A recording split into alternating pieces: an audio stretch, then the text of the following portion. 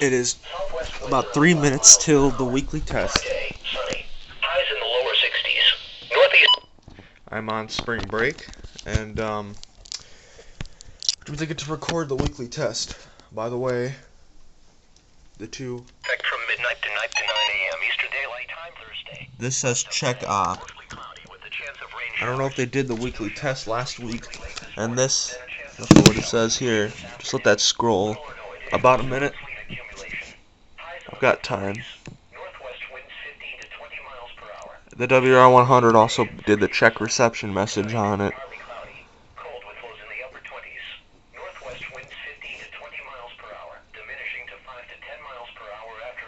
Yeah, you get it. I do the 100. Thursday night, mostly clear. Cold with lows around 30. West winds 5 to 10 miles per hour. The 300. Around 60. Northwest winds 5 to 10 miles per hour. Friday night, partly cloudy. Now, not as cool with lows in the mid-40s. 11:18. I'm gonna wait for the test. At 11 a.m., weather reports for selected cities. At Cleveland Hopkins Airport, And I'm gonna have the test also on this. The temperature was 41 degrees. The dew point 34, and the relative humidity 76%.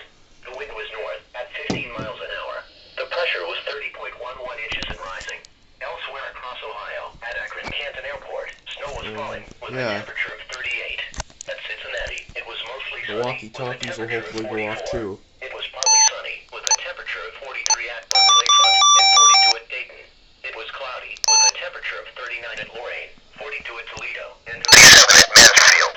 Under cloudy skies, Youngstown reported 37, Columbus reported 41, and Ashtabula reported 40. Reports from nearby cities outside Ohio, it was mostly sunny with a temperature of 45 at Indianapolis.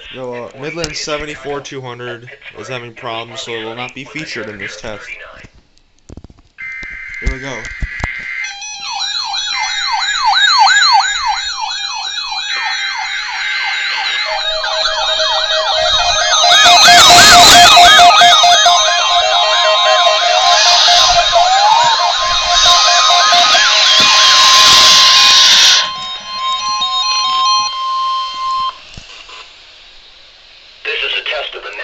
Surface weather radio warning alarm for the KHB 59 listening area of Northeast Ohio.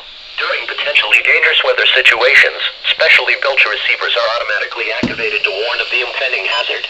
Tests of these receivers are normally conducted by the National Weather Service every Wednesday between 11 a.m. and noon. When there is a threat of or existing severe weather in the area, the test will be postponed until the following day. This ends the test of the National Weather Service weather radio warning alarm.